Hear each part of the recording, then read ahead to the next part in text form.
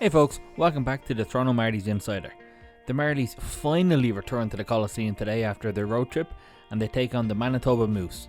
So let's jump into it. But before we do that, we want to give a special shout out to SeatGeek for sponsoring this video. SeatGeek is the best place to go if you're looking for tickets to a sporting event, concert or a live show. Click the link below and use code Toronto Marlies Insider, all one word, to get $20 off your first purchase. SeatGeek will let you know if the tickets you want are a good value or not with their 1 to 10 rating system to ensure you always get the best bang for your buck. So make sure you check them out and use the promo code Toronto Marlies Insider to save $20. The Marlies opened the scoring early in this one. The returning captain Logan Shaw, who missed a few games with a lower body injury, scored after just 54 seconds.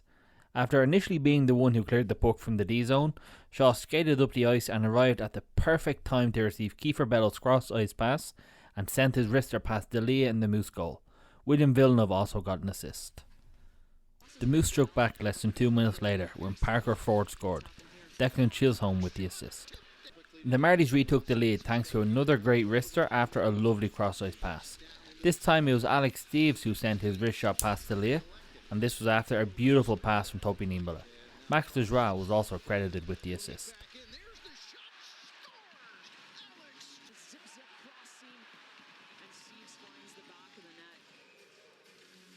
Pontus Holmberg doubled the Marlies' lead just over 80 seconds later. He tried another long cross-ice pass, but this time it was cut out by the diving defenseman for the Moose.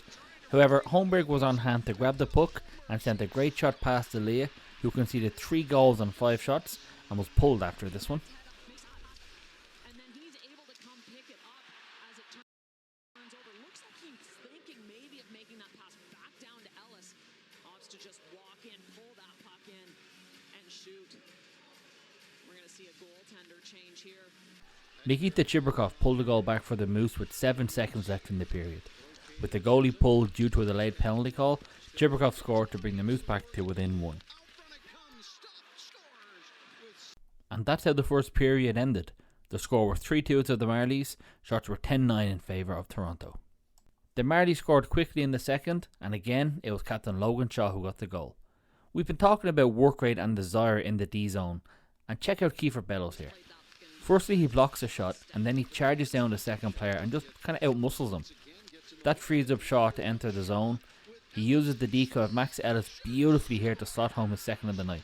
Milic in the Moose goal moved just off the post ever so slightly, expecting the pass to Ellis, and he couldn't do anything to stop Shaw's shot.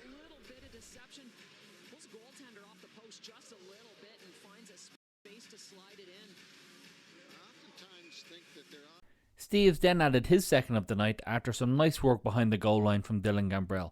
We've been talking about work rate and hustle again, through the roof on this play. Gambrell got the puck eventually to Nick Abruzzese, who found Steeves alone in front of the net. He still had a lot to do, but thankfully he was able to lift the puck over the shoulder of Milic in the goal to extend the Marlies' lead. Down below the goal line, and then this pass to Alex Steeves, who comes across and gets his shot away in a hurry. He's able to turn his body, get into a good shooting position, and finds the back. Does this celebration here remind you of anybody else?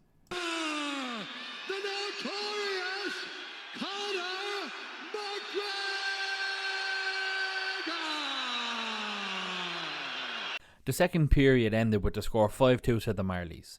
Shots in the period were 12-2, yes, 2, in favour of the Marlies. Just over 5 minutes played in the third period and the Marlies had their 6th goal.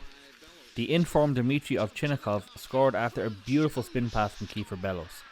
He found the 5-hole and somehow it managed to sneak past Milic into the net. Maybe a bit lucky, but then again, we did say after his lucky goal last week that some people would rather be lucky than good, and Chinny definitely had some good luck lately. The Marlies' 7th and final goal came from a somewhat unlikely source, defenseman Tommy Miller. A nice pass from Alex Steeves found Miller, who sent his effort into the top corner. If you ever want to know about how popular Tommy Miller is within the squad, look at how Marshall Rafai and Nick Abruzzese react. The entire Marlies bench and all the hardcore fans were absolutely elated with this one. Transition and then realizes, hey, I can jump in to open ice here. Gets that shot off. Knows he's going to take the hit too. Takes the hit, takes the shot. Goal. And that's how the game ended. 7-2 to the Marlies. Shots were 8-7 in the third to the Marlies, meaning 30-18 overall in favour of Toronto. We've spoken a lot lately about the team's lack of effort, lack of fight, determination, grit and all those kind of things. Well, in the past 3 games, they have showed it, and they've showed it in spades. Over the past 3, they've an average of 6 goals scored and less than 2 conceded. And it's not just the scoring that impresses us and the lack of conceding, but the work rate has really been incredible, and it's great to see the team reaping the rewards of their efforts. You can slowly but surely start to see John Gruden's fingerprints all over these performances. It usually does take a while for a completely new coaching staff to make their mark on a team, and it seems like Gruden is starting to make his. On a great night for the Marlies, it's worth noting a few things. The Marlies have won 3 games in a row, which is the first time they've done it all season. Alex Steeves now has a 10-game point streak going, which is insane, and we genuinely hope it never ends. Captain Logan Shaw had 2 goals and 1 assist in his return from injury, and Kiefer Bellows continues to impress. He had 3 assists tonight to bring his points total to 10 in just 6 games with the team. He sits top of the league in points per game with a minimum of 5 games played. Speaking of league stats, Alex Steeves sits 6th overall for points, while former Marlie and my wife's favourite player, Adam Gaudette, sits top of the pile with 20, 13 goals and 7 assists in just 16 games. Although, technically that is 3 more games played than Steeves, but we won't mention that. Let's hear what Topi Niemela, Kiefer Bellows and head coach John Gruden had to say to the media after the game. Big win for you guys, especially that third period. What did you like from your teammates tonight? I think we played good today. We offense good, we defense good, and we got long attacks and we scored a lot of goals, so I think it's a good game overall. You guys were only up by 1 goal heading into the third. What was the message from the coach and from your teammates heading into the third period? Just keep doing our things and don't change anything. Try to pressure the edges and attack, don't back up. How impressed have you been with Dennis Hildeby so far this season? He's been great this season. He's unbelievable. He's good goalie, so it's easy play when he's in the net. What does it do for the team when someone like Logan Shaw comes back into the lineup? Of course, he's our captain and big leader of our team, so it's a big part of our team. What do you like most about Shaw? He's a great guy and he's a good teammate. That's the biggest thing. Also a great player, but as a person, he's a good teammate. He can get along with every player, and he's a great guy in the locker room. With this being kind of your first full start into the AHL season, how do you feel that you're adjusting to this workload, and just how do you think you're doing so far this season? I think it's been good. It's pretty similar than in Finland, so it's not a big difference. You just got off a road trip. I know you were in and out of Toronto a few times, but you went a long distance for your first AHL big road trip. Did you get a chance to know your teammates better, or any fun out there? Yeah, of course. Long road trip. We were a lot of together, and we went some dinners and off days, did some fun together, and that's it. Thanks. Who do you think, in the spirit of Movember, has the best mustache on the team so far? Shows that's pretty good. Also Gamprel, but Shows. A big win for you guys after such a long road trip. What did you like from your teammates tonight, especially in that third period? Yeah, I think we played a full 60 minutes. I think that was the most important thing. You know, whenever we had a good shift, we built off it. I think the third period we really stayed strong to our systems, and I think that's why, you know, we created more offense as well, but we were strong defensively. And, you know, we also had Hildy back there that was playing big for us. He's been great for us, so has Keith, so both of them have been great. As a new member of this organization this season, how do you feel you're adjusting to the team, and how do you feel you're fitting in on this lineup? Yeah, I mean, so far I love it. It's been great. You know, the Marlies have been fantastic to me. Everyone from the staff, the coaches, you know, upper management, everyone's been fantastic to me, especially the guys. You know, I joined the team and we go on a 10-day road trip, and it was a great way to, you know, bond with the guys, get to know everyone, and, you know, I'm very thankful to be here and very thankful for this opportunity.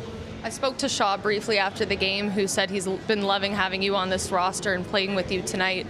3 assists for you, big night. What does it do, though, when you have someone like Shaw who comes back into the lineup? What does that do for a team?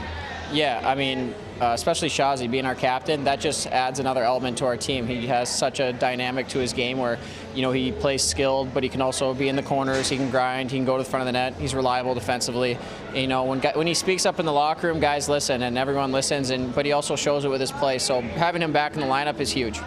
Are there any players that you might have seen or known of, but you didn't realize how skilled they were until you kind of started playing with them?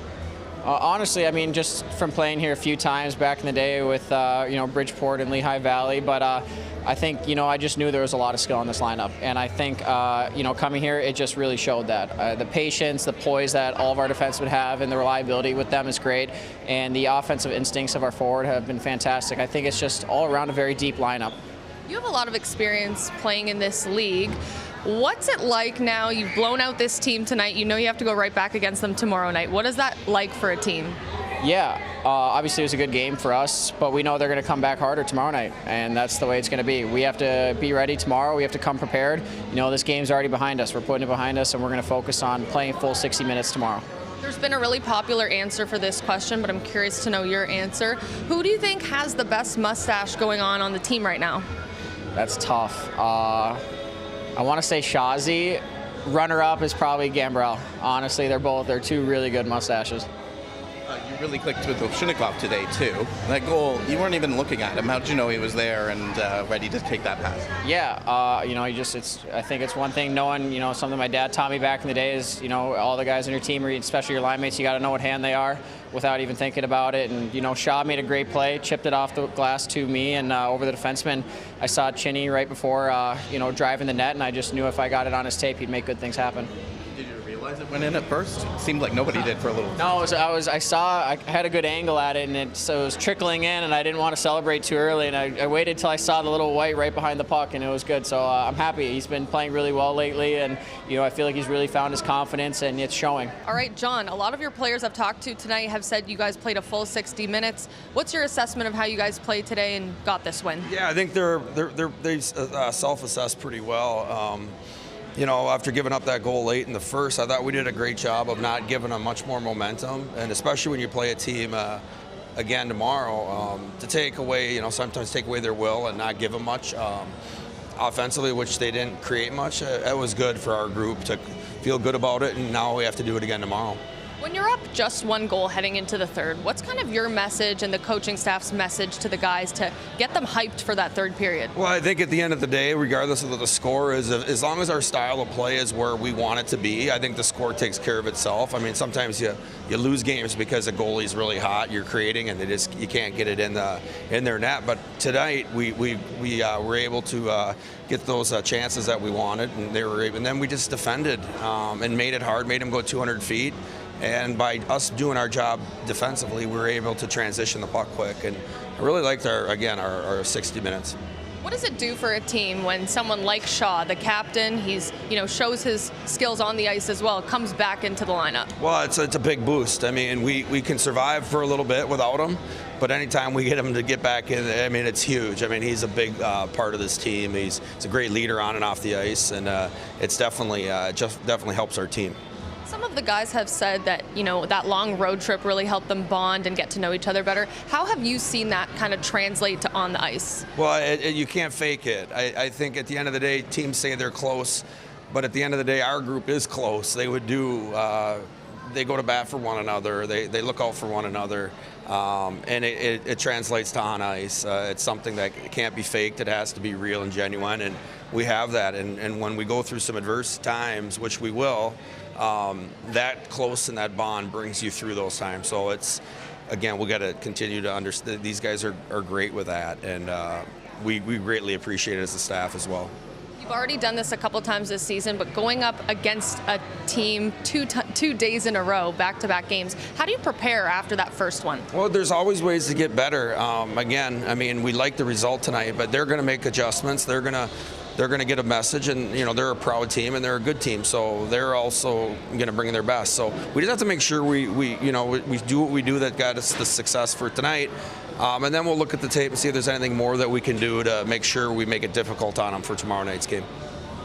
Carlos is clearly clicking really well with his line mates here tonight. There's 3 assists. What is it in his toolbox that allowed him to just jump in and connect so easily with everybody? Well, he's a skilled player. I mean, he's played, it's 5 years now in this league. He's played in the NHL level a long time. He's a big, strong body, can make plays, and he can have a great release. So for him to come in this early and gel, I think it's, again, to the credit what we talk about our leadership, they've made him feel comfortable, and by allowing him to feel comfortable, it's allowed him to get the best of his ability right away. But his game is starting to come. I like where he's trending right now.